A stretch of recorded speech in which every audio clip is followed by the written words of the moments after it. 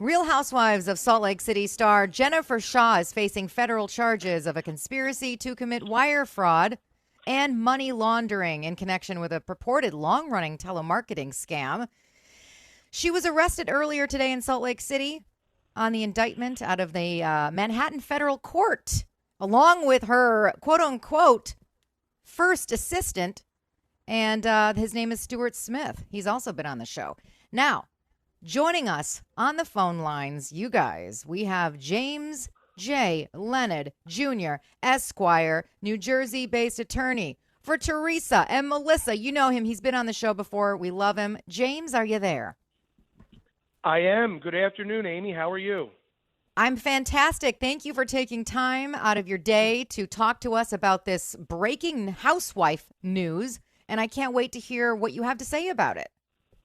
You know, listen, first and foremost, it's very unfortunate when you see anybody charged with serious offenses as Ms. Shah and her assistant are. It's a federal case. It appears that it's being prosecuted in New York, but it also spans all the way to Utah. And from reading the press release released by the United States Attorney's Office, it would appear that this alleged conduct began back in 2012 and continued for several years. And I think what makes this particularly unfortunate, there's a lot of things that are unfortunate about it, but it states in the press release by the U.S. Attorney's Office that there were people that were elderly, primarily elderly victims, who were the targets of this alleged scheme. Now, it's very important to note that anybody charged with an offense is presumed innocent, so no one should rush to judgment. Ms. Shah and her assistant are by all means presumed innocent. However, these are very, very serious charges. They're being prosecuted federally. We all know that it doesn't get more serious than that. And Ms. Shah and her assistant are going to be in for a somewhat bumpy road over the next few months and into next year. Very, very unfortunate to hear this. Wow. It was actually a little bit of a storyline where it was the question, what does Jen Shah actually do? And some of the housewives would say, I don't know what she does. And it kind of painted a picture that it seemed and sounded pretty sketchy. So now when something like that happens on the show, you know, is the U.S. Attorney General watching? I mean, are they getting tipped off that like something's fishy here? Let's take a look at it. Would that have happened? It's very possible that it could have happened. I think that it's certainly, you know, the type of spotlight that being on a national show brings, particularly if you're doing something that you're not supposed to be doing. It's typically not a good idea, to mix the two. And if that's being discussed on the show and people, are speculating about it on the show, you would have to think that, locally where they live and in that community that maybe others were talking about it. And listen, there's a lot of ways that, the government can learn of schemes like this. And, whatever happened here, it would appear that when they looked into it, whatever that was, and they really did a hard dive, what they came up with was what they alleged to be, illegalities. I'm very curious to see ultimately what she does. It's going to be very interesting, and I'll share something here that I think people, that are watching this, they'll be interested to see.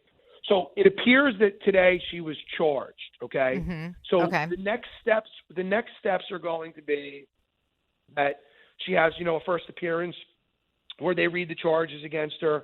I don't believe that she's going to be detained. I don't think they're going to throw her in jail and make her sit there. I think that she'll be released on some sort of a bond and she'll be able to, go home and be with her family and prepare for all of this.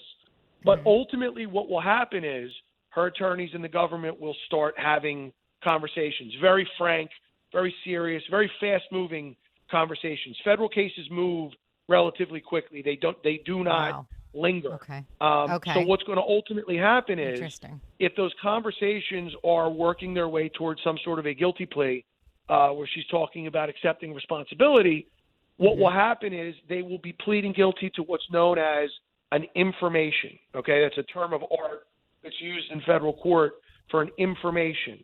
In the event that the conversations are not going in that direction, the government will be working towards an indictment. And the difference between an indictment and an information is the information is in essence that, initially you're talking about resolving the charges so that you don't need to take it to the grand jury.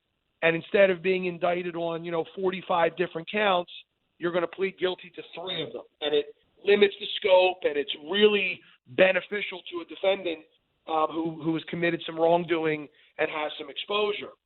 If you make the government proceed to an indictment, you can still resolve the case, but now you're resolving it, and the trajectory of where it's going significantly different.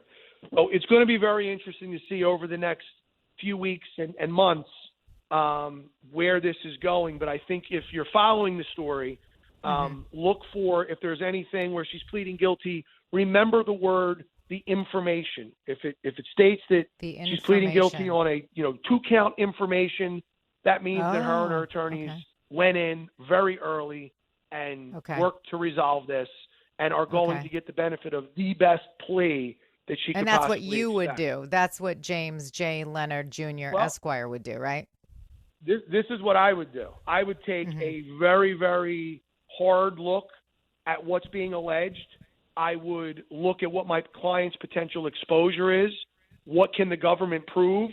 But if they put their cards on the table and you have a losing hand, you need to get out of that game as quickly as possible, because the longer it goes, the greater your client's potential exposure is.